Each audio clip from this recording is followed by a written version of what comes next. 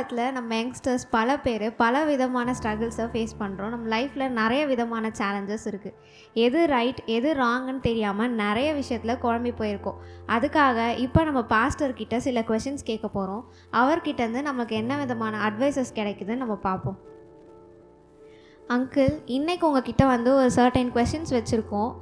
அது யங்ஸ்டர்ஸ்க்கு சூட்டபிளான கொஷின்ஸ். நாங்கள் எப்படி அந்த சேலஞ்சஸ்லேருந்து வெளியே வர்றது, அதுக்கு எங்களுக்கு எதெல்லாம் ஹெல்ப்ஃபுல்லாக இருக்கும்னு நீங்கள் சொல்ல போகிறீங்க. ஃபர்ஸ்ட் வந்து, இந்த காலத்தில் யங்ஸ்டர்ஸ் ரொம்ப காமனாக பண்ணுற ஒரு பெரிய தப்பு எதுன்னு நீங்கள் நினைக்கிறீங்க? மொபைல் ஃபோன், கையில் மொபைல் ஃபோனை வச்சுட்டு அதே தெய்வம் மாதிரி பார்த்துக்கிட்டு அதை தேவனாக்கி கொண்டு அது ஒரு விக்கிராராதனையாக பண்ணி அது இல்லாமல் அவங்களால இருக்க முடியாது. It's getting addicted to it. This is the very bad thing which the modern day not only youngsters, even elderly people, they are doing it. Mobile, social மீடியாவில் ரொம்ப டைம் போகுது. இந்த அடிக்ஷன்லேருந்து யங்ஸ்டர்ஸ் எப்படி வெளியே வரலாம்? இதுக்கு வெளியே வரத்துக்கு ஒரே ஒரு வழி உண்டு. ஜபத்தினால வர முடியும். உள்ளுக்குள்ளே ஒரு தாகம் நம்மளுக்குள்ளே வேணும். அந்த தாகம் எப்படி இருக்கணும்னா ஆவியானவர் கொடுக்குற தாகம் தான். So we have to surrender ourselves to the Lord the Holy spirit.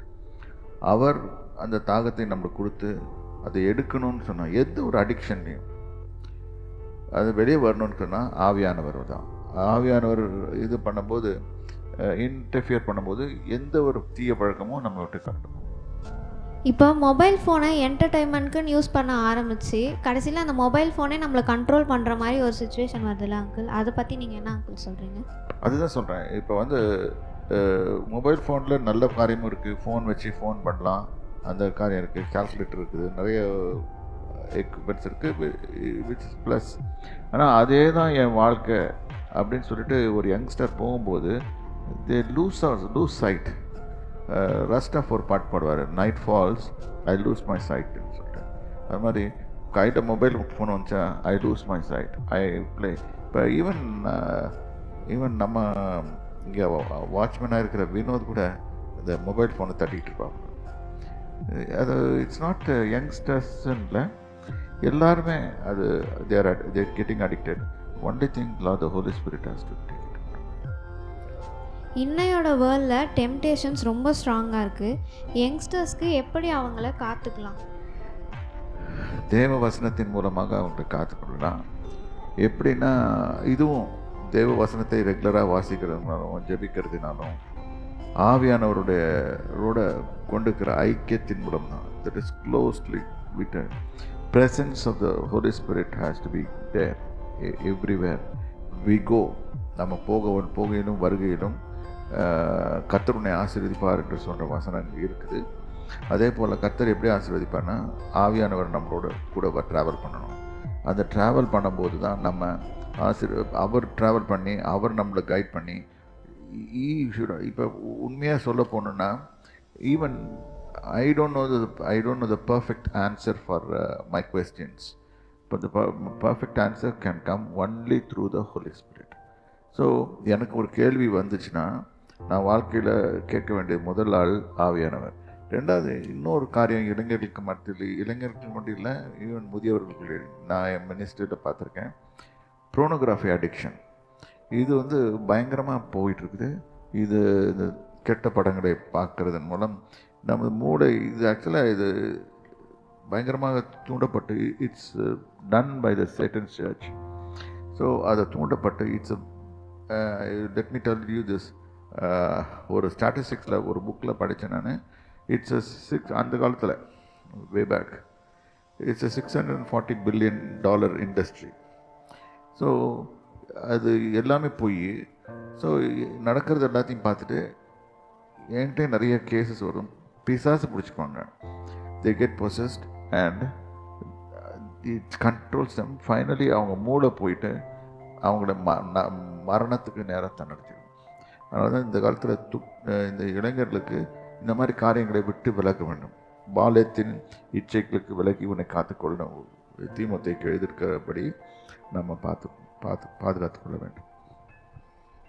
Friends இன்ஃப்ளூயன்ஸ்னால wrong side போகிற யங்ஸ்டர்ஸ்க்கு உங்கள் அட்வைஸ் என்ன? ஒரே ஒரு அட்வைஸ் என்னன்னா, Jesus is your best friend. No other friend can take you to the best possible position. If you want to keep Jesus as your friend and அவரை ஃப்ரெண்டாக வச்சுருந்தீங்கன்னா அவர் எடுத்துக்கொண்டு உங்கள் வாழ்க்கையின் முன்னேற்றத்துக்கு ஏற்ற மாதிரி நடத்தி போடுவார். இப்போ ஃபார் எக்ஸாம்பிள் கிங் டேவிட் 17 வயசு சின்ன பையன், அவன் அவரோட தான் சஞ்சரித்து கொண்டிருந்தான். அவனை கொண்டு போய் ஒரு ராஜாவை மாற்றி போட்டார். சின்ன சின்ன பசங்க டேனியல், அவனை ஒரு பிரைம் மினிஸ்டராக மாற்றி போட்டார்.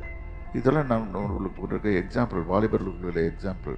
இதை விட்டுட்டு நம்ம ஃப்ரெண்ட்ஸ் இருக்காங்க அப்படின்னு சொல்லிட்டு எந்த ஃப்ரெண்டும் நல்லதுக்கு நேரம் ஃப்ரெண்ட்ஸ் இருக்க வேண்டியதுதான். அந்த எந்த ஃப்ரெண்டு உங்களுக்கு கெட்ட வழியில் போகாமல் நல்ல வழியில் நடத்துகிறானோ அந்த ஸ்நேகிதோட இருங்க. அவனை உங்கள் ஜெபத்துலேயும் உங்கள் தேவனுக்கு விரோதமாக செய்கிற காரியங்கள்லையும் உங்களை இன்வால்வ் பண்ணாமல் இருந்தானாலே அவன் ஒரு குட் ஃப்ரெண்டு தான் இருக்கணும். அவனோட மூவ் பண்ணுங்க, அவனோடையோ அவளோடையோ மூவ் பண்ணுங்க. The ultimate end is nothing should touch the relationship between you and the Holy Spirit. பேரண்ட்ஸோட சொல்ல கேட்காம இருக்கிறது யங்ஸ்டர்ஸ்க்கு ஸ்பிரிச்சுவலாக எவ்வளோ டேஞ்சரஸ்? இது எவ்வளோ டேஞ்சரஸ்னால் பெற்றோர்களை பின்னோக்கி தள்ளுற மாதிரி இருக்கு. Not all decisions are Christ centred decisions by the parents. சின்ன வயசில் இப்போ ஒரு பிள்ளை இருக்குது, அது நெருப்பிக்கிட்ட போகாதன்னு தட்டி விடுவாங்க, வேண்டாம் அப்படின்னு சொல்லுவாங்க. அது நல்லது, அது பேரண்ட்ஸோட கடமை. ஆனால் ஒரு பிள்ளை வளர்ந்து பெருசாகிட்ட பிறகு, டீனேஜர்ஸ் இப்போ பெருசாகிட்ட பிறகு பேரண்ட்ஸோட இன்ஃப்ளூயன்ஸ் கொஞ்சம் கொஞ்சமாக குறைஞ்சிட்டே வரும். அந்த பிள்ளைங்க தங்களுடைய இந்த சமயத்தில் தங்களுடைய இதிலேயே போக போகிறாங்க. இந்த சமயத்தில் இன்ஃப்ளூயன்ஸ் எங்கே எடுக்கணும்னா, பேரண்ட்ஸோட கேட்கலன்னா அடி உலகம் தான் செய்யும். ஆனால் தேவன் அந்த சமயத்துலேயும் தேவனை பிடித்து கொண்டு பேரண்ட்ஸாக தேவனா அப்படின்னு வரும்போது தேவனுடைய வார்த்தைகிட்ட கேட்டுக்கணும். பேரண்ட்ஸ் ஒருபோதும் தப்பான நல்ல பேரண்ட்டாக இருந்தால் எப்பொழுதும் தவறான அட்வைஸ் கொடுக்க மாட்டாங்க. தாயாக இருந்தால் கொடுக்க மாட்டாங்க. கர்த்தருடைய வழியிலேருந்து நடத்தப்படுவாங்க. அதை பார்த்துக்கிட்டு வரணும். யார் கர்த்தருடைய வழியில் நம்மளை நடத்துகிறாங்களோ அது ஒரு நல்ல பேரண்ட் கிடையாது. ஆனால் இப்போ இருக்க பேரண்ட்ஸ் பசங்க எந்த தப்பு பண்ணாலும் என் பிள்ளைக்கு நான் கஷ்டத்தை காட்டி வளர்க்கக்கூடாது சொல்லி அதை பனிஷ் பண்ணாமல் இருக்காங்களே, அதை பற்றி இப்போ நம்ம ஒரு சின்ன இது இருக்குது. இப்போ இந்த பிள்ளைங்க என்ன பண்ணுவோம், இந்த காலத்தில் they get addicted to mobile phones. இப்போ அந்த மொபைல் ஃபோனுக்கு அடிக்ட் ஆகுது, நம்ம வேலை கெடுதுன்றதுக்காக கையில் ஒரு மொபைல் ஃபோனை நம்மளே கொடுத்துட்டு அந்த பிள்ளைங்க என்ன பண்ணுவாங்க, அதை பிடிச்சிட்டு உட்காந்துட்டு இருப்பாங்க. அப்போ who is driving the child to the mobile phone? The parents. ஏன்னா தங்க டைம் வேஸ்ட் ஆகக்கூடாது. இது ப்ராப்ளம் இஸ், அப்போ அவங்களுக்கு எதுக்கு அந்த பிள்ளையை வளர்க்கணும்? அப்போ பிள்ளைகளோட ஸ்பெண்ட் பண்ணுறதுக்கு ஒரு டைம் வச்சுக்கணும். ரெண்டாவது மொபைல் ஃபோனோட பிள்ளைங்களோட வளர்க்குறதுக்கு வைக்கணும். அது கையில் மொபைல் ஃபோன் கொடுக்கக்கூடாது. அப்படி இல்லைன்னா அதுக்கேற்ற மாதிரி mobile phone, numbering mobile phone, இது வாட் ஆர் த லேட்டஸ்ட் இது ஸ்க்ரீன் ஃபோன்லாம் கொடுக்காம நல்ல ஆர்டினரி ஃபோனாக கொடுத்துட்டா அதுங்க அதுலேருந்து ஒன்றும் பார்க்க முடியாது. நம்பர் டயல் பண்ண வேணும். ஸோ இதெல்லாம் நம்மக்கிட்ட இருக்கிற பேரண்ட்ஸ்கிட்ட இருக்கிற இதை பார்த்து செய்ய வேண்டியணும். ஆகவே பிள்ளைங்க ஷுட் நாட் கெட், ஏன்னா அட் லாஸ்ட் நம்ம எங்கே வரோம்னா, நம்ம வேலையாக இருக்கட்டும், என்ன காரியமாக இருக்கட்டும், கடைசியில் பிள்ளைகளோட வாழ்க்கை தான் முக்கியமாக வருது.